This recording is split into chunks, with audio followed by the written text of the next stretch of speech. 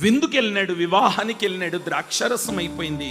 తెల్లొచ్చి చెప్పింది, కలదప్పిందయ్యా, ద్రాక్షరసం అయిపోయిందయ్యా, ప్రజలంతా అరుస్తున్నారు, కేకలు పెడుతున్నారయ్యా, వాళ్ళు ఏడుస్తున్నారయ్యా, ఏదైనా చేయవా అని అంటే ఆయన ఏమంటాడు, ఇంకా నా సమయము.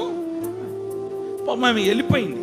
వెళ్ళిపోయిన తర్వాత విచిత్రం ఏంటో చెప్పనా, వివాహానికి వాడే కుండలు కావేవి. ఆ కుండల్ని చూసి యేసు ప్రభు వారు అన్న మాట ఏంటంటే, వెళ్ళి ఆ కుండలను శుభ్రము చేసి అందులో నీళ్ళు, అయ్యా అది వివాహ కుండలు కాదు అని చెప్పాలి కదా.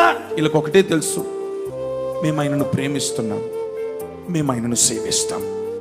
ఆయన ఏది చెప్పితే అది మురికి కుండలా అవన్నీ మాకు అనవసరం. ఆయన కుండ కడుగుమన్నాడు, అది ఏ కుండ నాకు అక్కర్లేదు, నేను వెళ్ళి ఆ కుండ కడుగుతాను. ఎందుకు రా నాయనా, చెప్పురా బాబా ఆయనకనంటే, మాకు అది అక్కర్లేదు, అది ఏ కుండ అయినా సరే ఆయన చెప్పినట్టే మేము పోయి ఆ కుండ కడుగుతాము. ఆ కుండ కడిగినందుకే నీటిని దేవుడు ద్రాక్షారసముగా మార్చి కల తప్పిన వివాహానికి కలను కలగ చేస్తున్న దేవుడు ఆయన పేరే నజరేయుడైనా. నీ కొరకు సమస్తాన్ని సమకూర్చి చేస్తాడైనా. కుండలను ముందే సిద్ధం చేస్తున్నాడు. ఆ కుండలో నీళ్ళు పడితే అది ఏ కుండ అని అడగొద్దు నువ్వు. ఆయనను సేవించేవాడు ప్రశ్న ఉండకూడదు.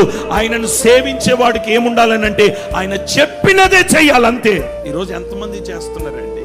చెయ్యకనే కదా దేవుడు ఏది మన కొరకు సమకూర్చట్లేదు.